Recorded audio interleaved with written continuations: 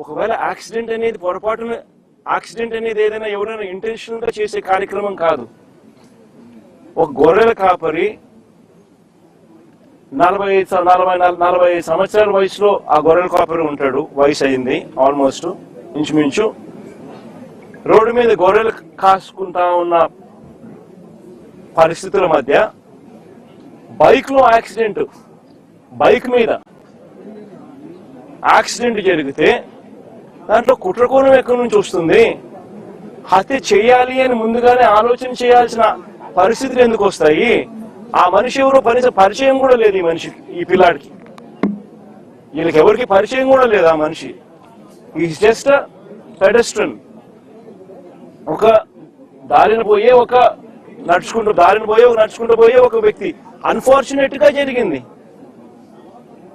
చెయ్యాలనే ఉద్దేశం ఎవరికి ఉండదు. అలాంటి అన్ఫార్చునేట్ గా జరిగిన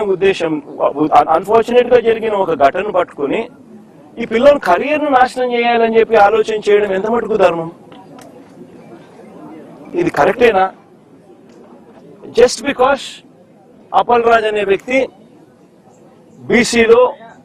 బీసీలలో ఒక మంచి నాయకుడు కాబట్టి, వైసీపీకి సంబంధించిన నాయకుడు కాబట్టి, వైఎస్ఆర్సీపీ పార్టీకి చెందిన వ్యక్తి కాబట్టి ఇది ధర్మమేనా అని అడుగుతా ఉన్నా. నిజంగా ఒక చిన్నపిల్లాడి చేసిన యాక్సిడెంట్ ను ఒక కుట్రగాను హత్యగాను దాన్ని చిత్రీకరించి మొత్తం అప్పల్ రాజ్ కుటుంబాన్ని దీంట్లో ఇరికిచ్చే కార్యక్రమం ఎంత మటుకు ధర్మం అనేది అందరూ కూడా ఆలోచన చేయాలి. అసలు ఆశ్చర్యకరమైన విషయం ఏమిటి అని అంటే, ఎల్లో మీడియాలో ఒక కట్టుకథ రాయిస్తారు. దానికి యాంగిల్స్, వక్రీకరణ, ట్విస్టింగ్, మసాలాలు అన్ని కలిపి తర్వాత టీడీపీ సోషల్ మీడియా దాన్ని అందుకుంటుంది. ఆ అందుకున్న దాన్ని చివరకు పోలీసులు దాన్నే కేసుగా మార్చేస్తారు.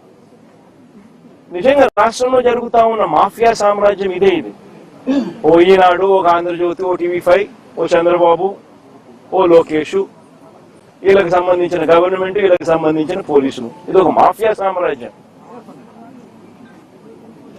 నిజంగా ఇది ధర్మమేనా అని చెప్పి నిజంగా అందరూ కూడా, ప్రతి ఒక్కరూ కూడా గుండెల మీద చేతులు వేసుకుని ఆలోచన చేయాల్సిన అవసరం ఉన్న ప్రశ్న ఇది. అప్పల్ రాజ్ విషయానికి ఒకసారి వద్దాం. అప్పల్ రాజ్ అనే వ్యక్తి 10వ తరగతిలో he was state first rank. Appal Raj అనే వ్యక్తి వీళ్ళ నాన్న 10th క్లాస్ లో స్టేట్ ఫస్ట్. చంద్రబాబు నాయుడు గతంలో ముఖ్యమంత్రిగా ఉన్నప్పుడు వచ్చి అవార్డు ఇచ్చినాడు వీళ్ళ నాయనకు, స్టేట్ ఫస్ట్ అవార్డు ఇచ్చినాడు. చదువుల్లో ఆ స్థాయికి పోయిన వ్యక్తి తన సొంత కష్టం మీద డాక్టర్ అయ్యాడు. లోకేష్ మాదిరి డొనేషన్ కట్టి స్టాన్ఫోర్డ్ లో సీట్ తెచ్చుకోలా. సొంత కష్టం మీద కష్టపడి చదివి డాక్టర్ అయినాడు. డాక్టరే కాదు, ఎండి కూడా చేశాడు. పోస్ట్ గ్రాడ్యుయేట్ కూడా, ఎండి కూడా చదివినాడు. చదివి ఒక మంచి డాక్టర్ గా పేరు తెచ్చుకున్నాడు. తర్వాత నేను వైఎస్ఆర్సీపీ తరఫున టికెట్ ఇస్తే ప్రజల ఆశీర్వాదాలతో ఎమ్మెల్యేగా అయ్యాడు. దాని తర్వాత మన పార్టీలో మంత్రిగా కూడా పనిచేశాడు. అంటే ఒక బీసీ నాయకుడు, ఒక అతి సామాన్యమైన కుటుంబం నుంచి వచ్చి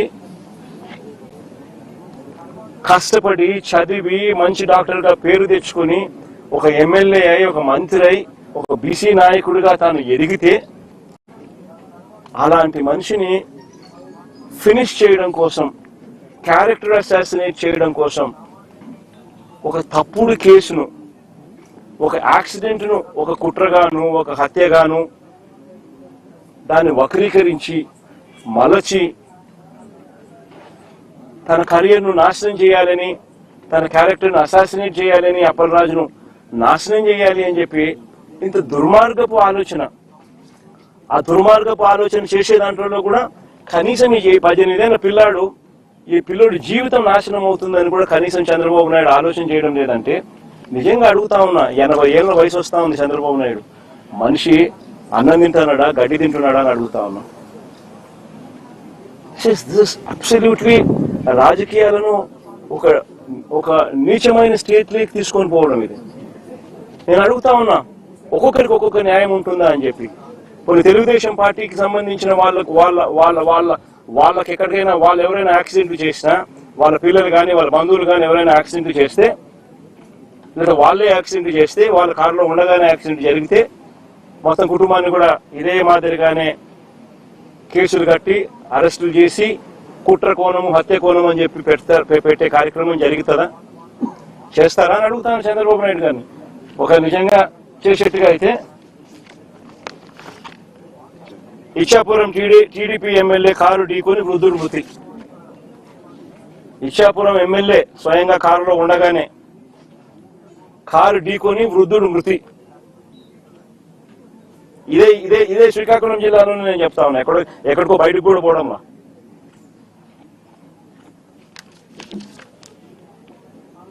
(31/12/2024). ఇంకో కేసు కూడా ఏదో ఉంది కదా, పాతపట్నం ఎమ్మెల్యే మామిడి గోవింద్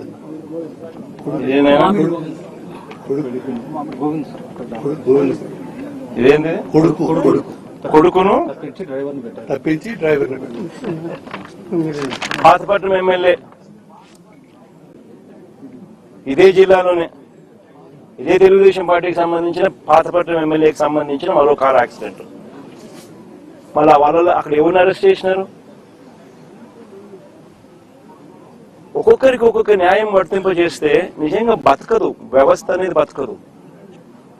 ఒక చెడు విత్తనాలు నాటుతా ఉన్నారు. ఈ చెడు విత్తనాలు రేపొద్దున వృక్షాలు అవుతాయి.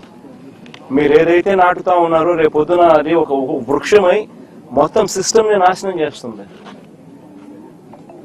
అబ్సల్యూట్ గా అన్పార్డనబుల్, క్షమించరాని తప్పు ఇది. నిజంగా యాక్సిడెంట్ జరిగితే అసలు యాక్సిడెంట్ జరిగినప్పుడు 108 ఫోన్ చేసింది కూడా ఈ పిల్లోడే. 108 ఫోన్ చేసింది ఈ పిల్లోడే. మరి నిజంగా చెడు ఉద్దేశం ఉంటే ఈ పిల్లోడు ఎందుకు 108 ఫోన్ చేస్తాడు? 108కు ఈ పిల్లోడు ఫోన్ చేయడమే కాదు, సిపిఆర్ కూడా, అంటే వాళ్ళ నాన్న డాక్టర్ కాబట్టి ఈ పిల్లోడు కూడా చూసి సిపిఆర్ చేస్తే, అంటే చెస్ట్ సిపిఆర్ అంటే ఫుల్ చెస్ట్ హార్ట్ పంప్ చేసే సిపిఆర్ది వాళ్ళ నాయన చేయడం చూసి ఆరాటపడి ఆ మనిషిని బతికించాలని చెప్పి సిపిఆర్ కూడా చేసినాడు అందరి ముందర. జరిగేదంటే అందరి ముందర జరుగుతాన్న విషయాలే. అంటే ఆ మనిషిని కాపాడటం కోసం తాపత్రయపడ్డాడు. 108 ఫోన్ చేసినాడు. మన పోలీసులకు ఆ తర్వాత ఇన్ఫార్మ్ చేసింది కూడా ఈయన నాయనే. మరి ఎవరైనా కూడా దాన్ని కప్పాలనో ఇంకొకటి చేయాలనో ఎవరు తాపత్రయపడాల. ఒక అన్ఫార్చునేట్ ఇన్సిడెంట్ జరిగింది. ఒక అన్ఫార్చునేట్ ఇన్సిడెంట్ లో అందరూ కూడా కాపాడే ప్రయత్నమే చేస్తున్నారు తప్పనిచ్చి, దానికి బాధపడుతున్నారే తప్పనిచ్చి అయితే ఎవరు కూడా వాళ్ళ తప్పు లేదు. పాపం చేయగలిగింది ఏముంది? దాన్ని రాజకీయం చేయడం కోసం అని చెప్పి ఎంత దారుణంగా వీళ్ళు బిహేవ్ చేస్తా ఉన్నారు అని అంటే నిజంగా ఆశ్చర్యంగా అనిపిస్తుంది నాకైతే. ఇదే చంద్రబాబు నాయుడు గారు, నేను అడుగుతా ఉన్నా, ఈయన చేసింది ఏంది? యాక్సిడెంట్ లో మరణించిన ఆ వ్యక్తి, యాక్సిడెంట్ లో గొర్రెలు కాపరి మరణిస్తే దాన్ని రాజకీయం చేసేందుకు చంద్రబాబు నాయుడు ఏం చేసినాడు? పాఠశాలదని యాదవ్ మంత్రిని పంపిస్తాడు ఇక్కడికి. పాఠశాలదని ఒక యాదవ్ మంత్రి ఇక్కడికి వచ్చి ఈడ ర్యాలీలు చేయిస్తాడు కులాల మధ్య చిచ్చు పెట్టేదానికి. ధర్మమేనా ఇది? అంటే ఏ పక్కైనా మత్స్యకారుడే కదా, అంటే ఇల్లు కొట్టుకొని సావని అయినా. అంటే ఏం తప్పు చేసినాడు పిల్లోడు? ఒక యాక్సిడెంట్ జరిగింది, పొరపాటున జరిగింది. జరిగిన దానికి నిజంగా మనుషుల్లో ఎవరైనా ఉంటే వాళ్ళతో ఇద్దరితో కూర్చోపెట్టుకొని పొరపాటు జరిగిందమ్మా, కాంపెన్సేషన్ ఇంతకన్నా ఇంత ఎక్కువ ఇస్తామమ్మా, నీ కుటుంబాన్ని పూర్తిగా మేమే అన్ని రకాలుగా చూసుకుంటామమ్మా అని చెప్పి వీళ్ళతో భరోసా ఇప్పించాలి. నిజంగా అప్పలరాజు కూడా ఆ పని కూడా చేయడానికి కూడా ముందు కూడా పోయినాడు పాపం, మంచి ఉద్దేశంతో మంచి మనసుతోనే. ఇప్పుడు వీళ్ళు ఏం చేస్తా ఉన్నారు, దీన్ని రాజకీయం చేసి చెడగొట్టి వాళ్ళకి జరిగే మంచి కూడా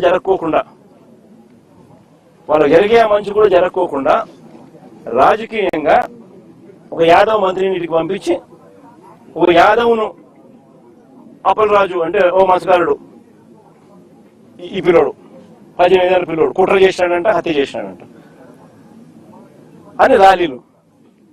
నిజంగా నేను అడుగుతా ఉన్నా, ఇదే చంద్రబాబు నాయుడు గారిని అడుగుతా ఉన్నా, నీకు మనిషివా రాక్షసుడివా అన్నది ఒకసారి నువ్వు ఆలోచన చేసుకోవాలా అని చెప్పి చంద్రబాబు నాయుడు గట్టిగా నిలదీస్తూ అడుగుతా ఉన్నా.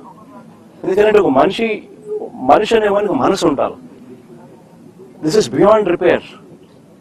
అంటే ఒక ఏ ఇన్సిడెంట్ అయినా కానీ వదలకూడదు, దాన్ని ట్విస్ట్ చేయాలా, వక్రీకరించాలా, ఎవరినైనా నాశనం చేయాలా, నీ రాజకీయ అవసరాల కోసమైనా ఆలోచన చేయడం దుర్మార్గం అనిపించడం లేదా మీకు? Absolutely disgraceful. నిజంగా అడుగుతాను, ఇదే యాదవుల మీద చంద్రబాబు నాయుడు గారికి నిజంగానే ఇంత ప్రేమ ఉంది అన్నమాట పోనీ వాస్తవమేనా అంటే అది లేదు. మన ప్రకాశం జిల్లాలో యాదవులు గొర్రెలు కాస్తా ఉంటే, కొన్ని పొలాల్లోకి పోయి ఏదో గొర్రెలు కాస్తా ఉంటే చంద్రబాబు నాయుడుకి సంబంధించిన వాళ్ళు యాదవ్ను కొట్టినారు ప్రకాశం జిల్లాలో. It's been reported. కొడితే కేసు ఎవరి మీద పెట్టినారు తెలుసా? కొట్టడం మీద కాదు, యాదవుల మీద కేసు పెట్టినారు. నిజంగా నేను మనిషికి యాదవుల మీద నిజంగా ప్రేమ ఉందా అని అడుగుతా ఉన్నా.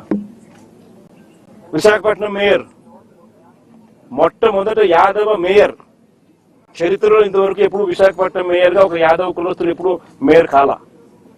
ఫస్ట్ టైం వైఎస్ఆర్సీపీ ప్రభుత్వంలో వైఎస్ఆర్సీపీ చేస్తుంది ఒక యాదవ మహిళను మేయర్గా. ఈయన ఏం చేశాడు చంద్రబాబు నాయుడు? ఆయనకు నెంబర్స్ లేకపోయినా ప్రలోభాలతో ఏం చేసినాడు? ఆమె దింపేసినాడు. ఇదే యాదవుల మీద ప్రేమ? అంతేందుకు విశాఖపట్నంలో వైఎస్ఆర్సీపీ యాదవ భవనం కోసం విశాఖపట్నంలో ల్యాండ్ ఇచ్చింది. ఆ ల్యాండ్కు శంకుస్థాపన చేసినారు. పనులు కూడా ప్రారంభమైనాయి. చంద్రబాబు నాయుడు వచ్చినాడు, క్యాన్సిల్ చేసినాడు. ఈ మనిషికి యాదవుల మీద ప్రేమ? అసలు యాదవులు కాదు, అసలు బీసీలు అంటే కూడా ఈ మనిషికి లెక్కలేదు. కొన్ని మత్స్యకారుల మీద ఏమైనా ఉందా అంటే లేదు. మత్స్యకారుల లీడర్లను నాశనం చేయడం, కుట్రలు పని వాళ్ళను కుట్ర కోణంతో వాళ్ళను చరిత్రహీనులుగా చేసే కార్యక్రమం చేయడం. మొన్న విశాఖపట్నంలో మత్స్యకారులు చనిపోతే 7 మంది వేటకపోయి అందులో 6 మంది చనిపోతే కనీసం మానవత్వం చూపరా. ఒక మంత్రి పోలే కనీసం ఆ ఇళ్ళకాడికి వాళ్ళని కనీసం ఓదార్చడానికి.